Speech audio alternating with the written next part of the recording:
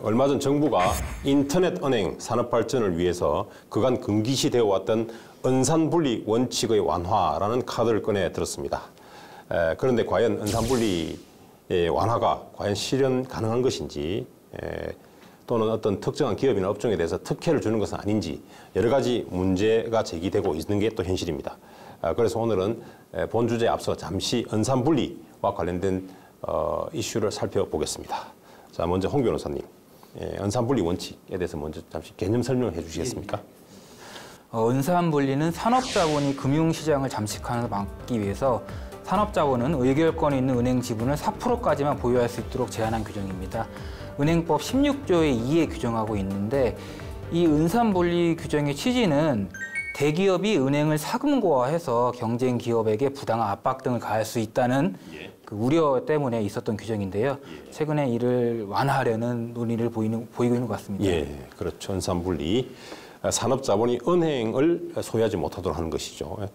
자, 이 은행과 산업자본의 분리, 은산분리에 대한 규제를 ICT 전문기업이 인터넷 전문은행의 최대 주주가 될 수 있도록 그런 내용으로 지금 완화를 하겠다라는 것이 지금 완화 정책의 골자입니다. 자, 그런데 왜 정부가 나서서 이 은산분리 완화 정책을 펴려고 하는 것인가요? 궁금해서 어떤가요? 예, 기본적으로 현 정부에서 규제 완화를 통해서 경제를 살리겠다는 기본 의도를 가지고 은산분리 완화를 하려고 하고 있는 것 같고, 또 현재 인터넷 전문은행이 만들어져 있는데 기존 규정 때문에 실질적 경영권을 갖지 못하고 주주 구성이 복잡해져서 운영이 어렵다는 그런 요구가 있어서 은산분리에 대한 완화 규정이 논의되고 있는 것 같습니다. 은산분리라는 것이 이제 금융과 자본의 그렇죠. 분리를 하는 건데, 이게 1995년도에 도입이 됐어요. 금융이라고 하면은 보험, 증권, 은행 이렇게 세 가지가 있죠. 근데 이제 사실 우리나라는 보험이나 증권 쪽은 산업자본이 연결이 돼 있기 때문에 이 은행권과 산업자본이 분리를 시킨다. 그래서 은산분리라는 말로 다 설명이 돼요. 그런데 이런 것들이 너무 강하게 지금 분리가 돼 있고 규제가 돼 있다 보니까 오히려 외국 자본이 국내 은행들을 잠식한다. 라든지 지금 뭐 자국 은행을 방어할 필요성이 있지 않느냐. 이런 측면에서 은산분리를 규제를 완화해야 되는 것이 아니냐. 이런 논의는 계속 있어 왔고요.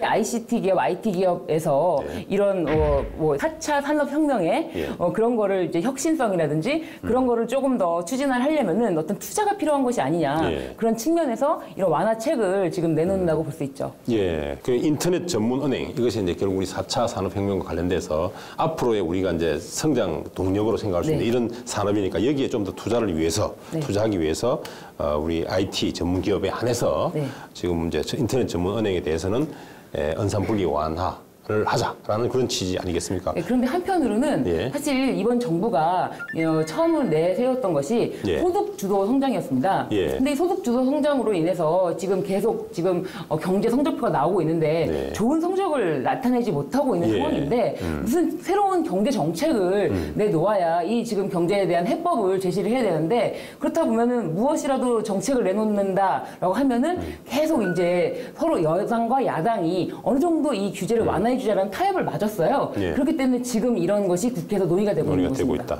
은산분리 완화에 대한 어떤 그런 기조가 기존부터 좀 논의가 되어 왔고, 거기에 마침 우리 현 정부에서도 이제 4차 산업과 관련해서 조금 더 이게 투자를 유치하게 하는 그런 또 어떤 요구하고 또 맞아떨어졌다는 얘기인데, 뭐 어쨌거나 결국 또 이게 적용 대상이 결국 이런 것 같습니다. IT 전문 기업에 하나고, 또 인터넷 전문 은행에 대해서만 은산분리 정책을 완화하는 것인데, 그렇다면 이걸 두고 특정 기업 또는 특정 업종에 대해서만 특혜를 주는 것이 아닌가, 또는 뭐 형평성에 문제가 있는 것이 아닌가라는 또 지적이 있는 게 또 사실입니다. 어떻습니까, 홍 변호사님? 예.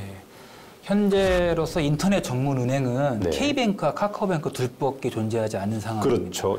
그런 상황에서 이 두 기업만을 대상으로 한 법률이라고 평가될 여지도 충분히 있다고 생각하고 있습니다. 그래서 그런 의미에서 특혜 시비로 보여질 수 있는 여지도 있고요. 그러나 현재 뭐 다른 기업들이 이쪽에 진출하지 않은 것뿐이지 그렇게 준비하는 기업 입장에서는 또 환영할 만한 제도라고 볼 수 있을 것 같습니다. 네, 근데 이제 뭐 말씀하신 것처럼 K뱅크와 카카오뱅크가 있는데, 저도 카카오뱅크는 사용하고 있지만 K뱅크는 이제 뭐 사용하는 사람이 있는지도 잘 모르겠습니다. 근데 이제 K뱅크가 설립 당시부터 어떤 특혜 의혹이 있었고요. 그렇다면은 이 지금 K뱅크가 과연 잘하고 있느냐, 성적표가 좋게 잘 나오고 있느냐라고 봐야 되는데 사실 그렇지가 못합니다. 그래서 K뱅크가 지금 당장 유상증자를 해야 되는 상황이 왔는데 은행인데 돈이 없으면 은행이 안 돌아가잖아요. 그래서 대출을 지금 뭐 한도액을 정해놓고 이렇게 조금씩 해준다고 합니다. 그렇기 때문에 돈이 안 돌아가기 때문에 은행이 지금 거의 영업 정지 상태에 이르기 직전이어서 유상증자가 필요한데 은산분리라는 것이 딱 가로막고 있는 거죠. 이 법이 지금 여야가 합의가 돼서 통과가 될 다음에는 이 지금 K뱅크에 줄 수 있는 혜택을 뭐 소급 적용하지 않고서야 뭐 유상증자를 뭐 나중에 한다면은 그 시기라는 게 있지 않습니까? 그래서 만약에 특혜라고 하기에는 좀 시기적으로 어떻게 보면은 너무 늦지 않을까. 특혜라고 보기가 좀 어렵다는 부분입니다. 저는.